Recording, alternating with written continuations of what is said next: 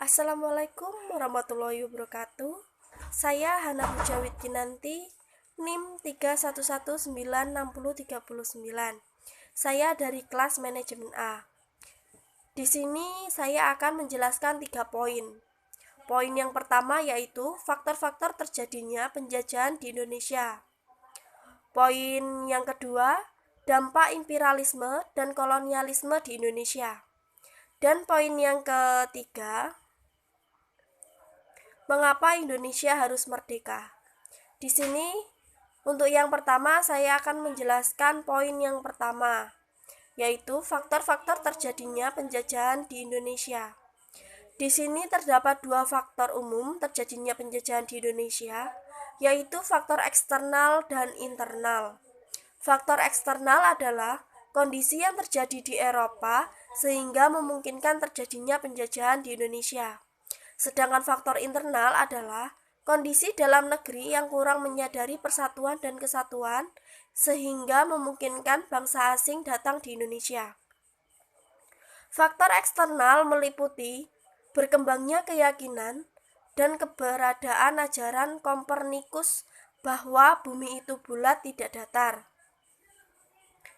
Yang kedua, berkembangnya kekuasaan Islam di daerah Afrika Utara dan Konstantinopel. Yang terakhir, adanya perjanjian Tordesillas, yaitu pembagian wilayah Spanyol dan Portugis menurut garis khayal.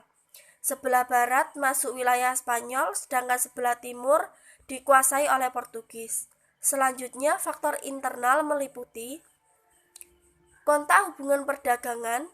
Niat baik bangsa Indonesia dimanfaatkan pihak asing untuk menguasai perdagangan atau monopoli. Yang kedua, penghasil rempah-rempah terbesar sehingga menjadi tempat tujuan para bangsa asing untuk datang ke Indonesia. Dan yang terakhir, belum adanya sifat persatuan dan kesatuan atau kedaerahan masih kental.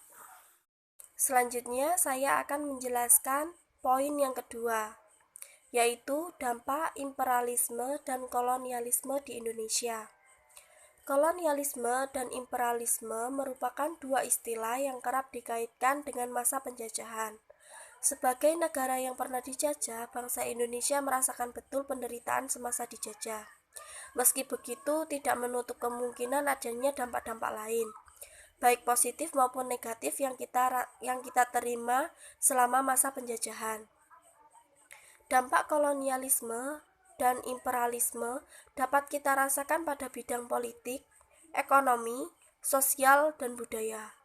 Dampak politik, sosial, ekonomi, dan budaya dari keberadaan kolonialisme dan imperialisme di Indonesia sebagai berikut.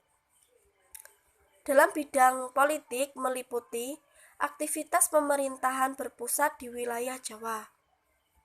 Selanjutnya, Belanda dan Inggris melakukan intervensi terhadap persoalan kerajaan, misalnya pergantian tahta kerajaan. Yang berikutnya dalam bidang sosial meliputi terjadinya penindasan dan pemerasan secara kejam.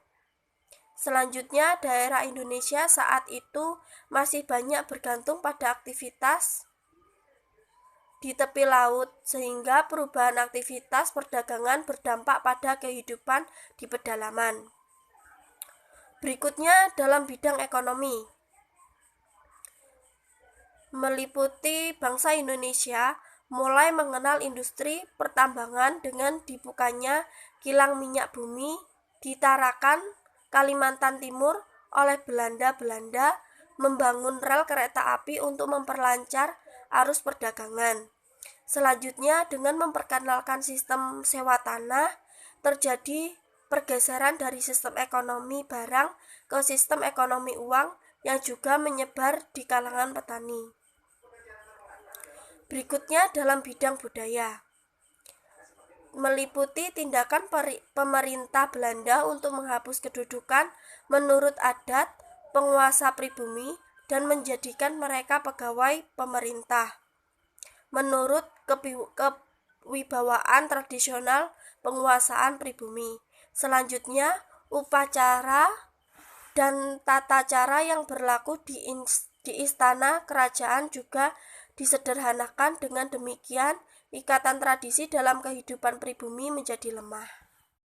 Selanjutnya, saya akan menjelaskan untuk poin yang ketiga, yaitu mengapa Indonesia harus merdeka. Alasan Indonesia harus merdeka yaitu karena merdeka adalah suatu hak asasi manusia yang mutlak. Melalui semangat anti penjajahan, masyarakat Indonesia merasa perlu merdeka dari berbagai penindasan yang dilakukan oleh bangsa atau negara lain. Dan karena kemerdekaan adalah hak segala bangsa, dan oleh sebab itu maka penjajahan di atas dunia harus dihapuskan. Menurut Undang-Undang Dasar 1945. Demikian penjelasan materi yang bisa saya sampaikan. Jika ada perkataan yang salah, saya mohon maaf. Assalamualaikum warahmatullahi wabarakatuh.